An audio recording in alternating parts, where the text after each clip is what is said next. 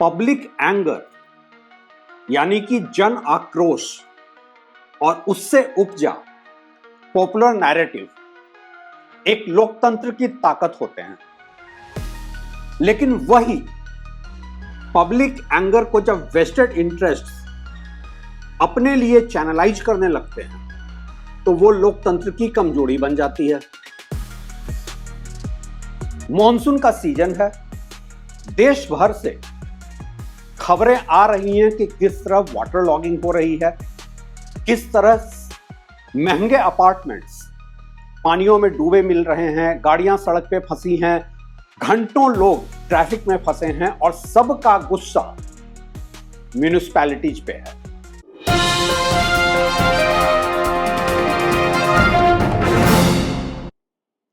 Municipalities ने इस देश के शहरों में अपना रोल प्ले नहीं किया है। शहरों की बदहाली की जिम्मेदारी म्यूनिसिपैलिटीज की है और इसीलिए एक जन आक्रोश है। यहां तक सुनने में लगता है कि सब कुछ ठीक है। 99.9% अर्बन इंडियंस म्यूनिसिपैलिटीज को गाली दे रहे हैं।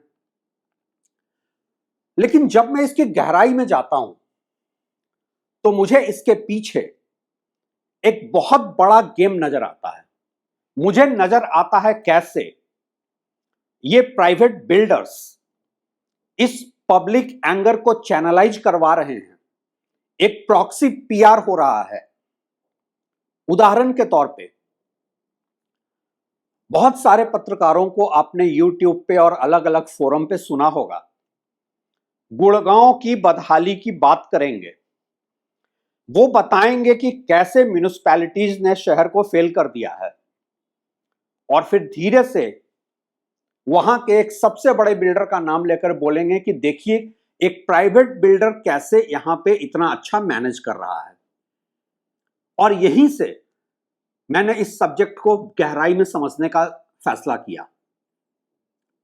पहली बात ये, म्यूनिसिपैलिटीज ने शहरों को फेल कर दिया है और बिल्डर्स अच्छा मेंटेन कर रहे हैं।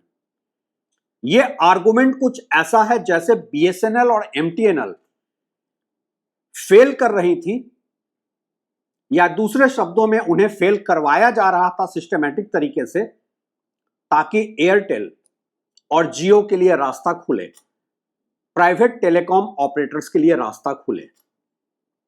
यह कुछ ऐसा ही है जैसे कि सरकार बिजली आपूर्ति नहीं कर पा रही थी, ये आर्गुमेंट देकर गवर्नमेंट की इलेक्ट्रिसिटी डिस्ट्रीब्यूशन कंपनीज को फेल कराया गया ताकि प्राइवेट पार्टीज के हाथ में जाए। और आज नोएडा से लेकर मुंबई तक पूरा बिजली डिस्ट्रीब्यूशन प्राइवेट प्लेयर के हाथ में है। नोएडा में अगर एनपीसीएल 7 रुपए के यूनिट से रेट चार्ज कर रहा है तो अदानी पावर मुंबई में 20 रुपए यूनिट के रेट से चार्ज कर रहा है। मनमानी है पैसे वसूलने में। अब आप कहेंगे कि नहीं, लेकिन सर्विस सुधरी है। यहीं पे मेरा बुनियादी डिफरेंस आता है। सवाल गवर्नेंस एफिशिएंसी का था, आज भी सवाल म्यूनिसिपैलिटीज की एफिशिएंसी का है, उनके इररिलेवेंस का नहीं है। म्यूनिसिपैलिटीज किसी भी शहर में, गुड़गांव हो, मुंबई हो, नोएडा हो, दिल्ली हो, कहीं भी इररिलेवेंट नहीं है। प्राइवेट प्लेयर उसके सब्स्टिट्यूट नहीं हो सकते हैं। लेकिन एक फेल उनको करवाया जा रहा है सिस्टमेटिक तरीके से, ताकि धीरे धीरे बिल्डर्स के हाथ में पूरा शहर मेंटेन करने को दे दिया जाए। एक ऐसे दौर में, और आप ये भी पूछेंगे कि बिल्डर बिजनेस तो समझ में आता है, प्रॉक्सी पीआर आज इतनी तेजी से क्यों कर रहा है? बिल्डर प्रॉक्सी पीआर इसलिए भी कर रहा है क्योंकि हर बिल्डर को एक बात समझ में आ चुका है कि इंडिया का रियल एस्टेट मार्केट में स्लो डाउन आ गया है। इंडियन रियल एस्टेट में अब उस तरीके से वो बिल्डिंग पर बिल्डिंग नहीं बनाते जाएंगे और बेचते नहीं जाएंगे। और यही वजह है, नोएडा से लेकर मुंबई, बेंगलोर, हर जगह के मार्केट को मैं देख रहा हूं कि बिल्डर्स में अब वो लालच आ गया है कि एक बार प्रोजेक्ट डिलीवर करने के बाद किसी तरह हम सालों साल उस प्रोजेक्ट के मेंटेनेंस अपने पास रखें। ये रियल एस्टेट डेवलपर्स जब नहीं बेच पा रहे हैं तो ये मेंटेनेंस के रास्ते पैसा वसूलना चाह रहे हैं। ये जो आपको रियल एस्टेट इन्फ्लुएंसर और जर्नलिस्ट आकर के अलग अलग पॉडकास्ट में और यूट्यूब चैनल में म्युनिसिपैलिटी को गाली दे रहे हैं और साथ में ये बता रहे हैं देखिए प्राइवेट डेवलपर ने कितना अच्छा मेंटेन किया है, वो बिल्डर का प्रॉक्सी पीआर है। वो एक रास्ता खोला जा रहा है कि किसी तरह पूरा का पूरा जो अर्बन लोकल बॉडीज है वो बिल्डर के हाथ में चला जाए, पूरे शहर का मेंटेनेंस बिल्डर के हाथ में चला जाए। आप कहेंगे उससे तो एफिशिएंसी सुधरेगी? नहीं, जो एफिशिएंसी आपको सुधरती दिखेगी उसकी इतनी भारी भरकम आपको कीमत चुकानी पड़ेगी कि शहर में रहना आपके लिए अफोर्डेबल नहीं रह जाएगा।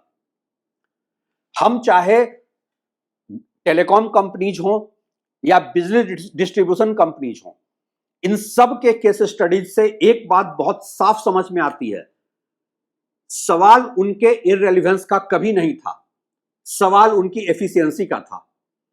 और उनकी एफिशिएंसी को जानबूझकर सिस्टमेटिक तरीके से कमजोर किया गया ताकि उन्हें इररिलेवेंट बनाया जाए और प्राइवेट प्लेयर की एंट्री दी जाए। आज अर्बन लोकल बॉडीज के साथ यही हो रहा है। ज्यादातर जो म्युनिसिपैलिटीज हैं इंडिया में वो एक बजट के क्राइसिस से गुजर रहे हैं। अभी कुछ दिन पहले खबरों में अभी आई थी कि दिल्ली म्युनिसिपल कॉर्पोरेशन के पास अपने स्टाफ को देने के लिए सैलरी के पैसे कम पड़ रहे थे। एक ऐसे म्युनिसिपैलिटी में जहां सैलरी देने को पैसे नहीं हो, वहां पे जरूरत उनकी फाइनेंशियल क्राइसिस को दूर करने की है, वहां जरूरत उनकी एफिशिएंसी को सुधारने की है, ना कि एक पैरेलल नैरेटिव क्रिएट करने की कि यहां पे देखिए प्राइवेट प्लेयर कितना अच्छा काम कर रहे हैं। ये जो so called real estate journalist हैं, आप उनको अगर गौर से समझें, वो ज्यादातर उनमें से किसी न किसी बिल्डर के हाथों में खेल रहे हैं, बिल्डर के पेड एजेंट बने हुए हैं। वो आपको बताएंगे कि देखिए म्युनिसिपैलिटीज ने आपको फेल कर दिया है, और अगर आप शहरों में कभी बारिश में फंसे हो तो आप कहेंगे हाँ बिल्कुल सही कह रहे हैं, प्राइवेट प्लेयर ही बेटर ऑपरेट कर रहा है। ये पूरा का पूरा जो एफिशिएंसी को खराब किया जा रहा है इसलिए किया जा रहा है कि आपको बताया जाए कि ये इररिलेवेंट बॉडीज हैं और प्राइवेट प्लेयर के हाथ में सब कुछ दे दिया जाना चाहिए। मेरा यहां पे एक बुनियादी सवाल है, अगर सब कुछ प्राइवेट प्लेयर के हाथ में ही देना है, मसलन कि पहले गवर्नमेंट डेवलपमेंट बॉडीज बनी थी तो इसलिए बनी थी कि वो शहरों में घर बनाकर के लोगों को प्रोवाइड करेंगे। दिल्ली में दिल्ली डेवलपमेंट अथॉरिटी है, मुंबई में महाड़ा है। इनको सिस्टमेटिक तरीके से कमजोर किया गया ताकि प्राइवेट प्लेयर की एंट्री हो, और आज रिजल्ट हम सबके सामने है। कितने सब स्टैंडर्ड हाउसिंग में कितने हाई कॉस्ट पे हमें खरीदना पड़ रहा है। जब भी इस तरह की नैरेटिव आपको दी जाती है, आपको यह समझने की जरूरत है कि आपको मिसलीड किया जा रहा है। प्राइवेट प्लेयर की एंट्री और उनका रेलिवेंस बनाने के लिए गवर्नमेंट बॉडीज को इरेलीवेंट किया जा रहा है। फॉर एग्जाम्पल, जब मोदी सरकार सत्ता में आई थी तो 100 स्मार्ट सिटीज की बात हुई थी। क्या 100 स्मार्ट सिटी बनाने का काम म्युनिसिपैलिटीज का था? क्या सिटीज के मॉडर्नाइजेशन का काम म्युनिसिपैलिटीज का था या सरकार का था? वो क्यों नहीं हुआ? 100 स्मार्ट सिटी की बात आज सरकार में भी कोई नहीं कर रहा है। आप 100 स्मार्ट सिटी छोड़ दीजिए, एक सिंगल स्मार्ट सिटी इंडिया में दिखा दीजिए। ऐसा इसलिए है क्योंकि ये बिल्डर लॉबी बहुत पावरफुल है। ये पॉलिटिकल पार्टीज के लिए एक मेजर सोर्स ऑफ फंडिंग है, और इसीलिए इंडिया की सारी म्युनिसिपैलिटीज को एक बहुत सिस्टमेटिक तरीके से कमजोर किया जा रहा है, उनको इररिलेवेंट बनाया जा रहा है, उनको फंडिंग क्रंच के साथ काम करने को दिया जा रहा है। क्योंकि अगर उनके फाइनेंशियल चैलेंजेस दूर हो जाएं और एफिशिएंसी बढ़ जाए तो प्राइवेट प्लेयर का रोल खत्म हो जाता है। अगली बार आपसे कोई भी आकर इस आपके गुस्से को, आपके एंगर को चैनलाइज करने की कोशिश करे प्राइवेट डेवलपर्स के फेवर में, तो एक सवाल पूछिएगा, मुद्दा म्युनिसिपैलिटीज की एफिशिएंसी का है या उनके इररिलेवेंस का है? और अगर मुद्दा उनके एफिशिएंसी का है तो उनके एफिशिएंसी को सुधारने पर डिबेट होनी चाहिए, या उनके इररिलेवेंस और रेलिवेंस पे होनी चाहिए। मैं देख रहा हूं कि इंडिया का पूरा अर्बनाइजेशन जो है वो बिल्डर लॉबी के हाथों में जा रहा है। पहले आपने गवर्नमेंट डेवलपमेंट बॉडीज के हाथ से पूरा का पूरा रियल एस्टेट ले लिया, पूरा का पूरा हाउसिंग आपने प्राइवेट प्लेयर को दे दिया, उसके बाद मेंटेनेंस भी दे रहे हैं, फिर आप शहरों का मेंटेनेंस भी प्राइवेट प्लेयर को देने की बात कर रहे हैं।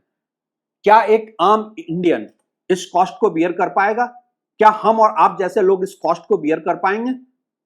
इसका जवाब देने के पहले आपको अपने आप से पूछना है कि ये जो गेम चल रहा है, इस गेम को आप समझ भी पा रहे हैं? मैं जानता हूं कि मैं रियल एस्टेट लॉबी में और पॉलिटिकल सर्किल में बहुत अनपॉपुलर हूं अपने इन व्यूज के लिए, क्योंकि मैं सच्चाई से पब्लिक को अवगत करा देता हूं, सच सामने लाकर रख देता हूं। मैं आज भी कहता हूं, चाहे इस मॉनसून में भी दिल्ली में जल भराव हुआ है, मुंबई में हुआ है, गुड़गांव में हुआ है, लेकिन इसका सॉल्यूशन ये नहीं है कि प्राइवेट प्लेयर के हाथ में दे दिया जाए पूरी की पूरी म्यूनिसिपैलिटी, पूरा का पूरा अर्बन बॉडीज प्राइवेट प्लेयर देखें। इसका सॉल्यूशन है कि म्यूनिसिपैलिटीज की फंडिंग क्रंच को दूर किया जाए, उनमें एफिशिएंसी लाया जाए। और अगर जो लोग कहते हैं कि ये प्राइवेटाइजेशन का ही जमाना है, सब कुछ प्राइवेट ही प्लेयर बेटर ऑपरेट कर सकता है, हम कॉस्ट बियर करने को तैयार हैं, तो उनके लिए मेरा सिर्फ एक जवाब है, अगर सब कुछ प्राइवेट प्लेयर ही करेगा, अगर हर प्रॉब्लम का सॉल्यूशन प्राइवेटाइजेशन ही है, तो फिर सरकार सरकारी क्यों हो? सरकार को भी प्राइवेटाइज कर दीजिए। जो कॉर्पोरेट ज्यादा हाईएस्ट बिडिंग करेगा वो अपनी सरकार बना लेगा। क्या यह सॉल्यूशन है? हर बार मॉनसून के समय ये चैलेंजेस आते हैं और मैं देखता हूं, पिछले कुछ सालों से मैं देख रहा हूं कि ये बिल्डर लॉबी का प्रॉक्सी पीआर कुछ रियल एस्टेट जर्नलिस्ट करने लगते हैं। वो आपको बताने लगेंगे कि देखिए देखिए गुड़गांव में वो बिल्डर है, कितना अच्छा मेंटेन कर रहा है, ये म्यूनिसिपैलिटीज कुछ नहीं कर रही है, ये निकम्मी है। कभी आपने ये सोचा है कि वो निकम्मे हैं तो क्यों हैं? आप किसी के हाथ बांधकर उसको फील्ड में खेलने के लिए तो नहीं उतार सकते ना। जरूरत इस बात की है कि ये जो पूरा गेम प्लान चल रहा है आप इसको समझें।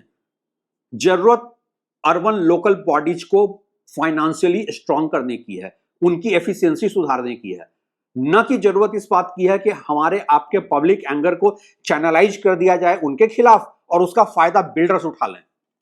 आप क्या सोचते हैं इस बारे में? आपके फीडबैक का इंतजार रहेगा।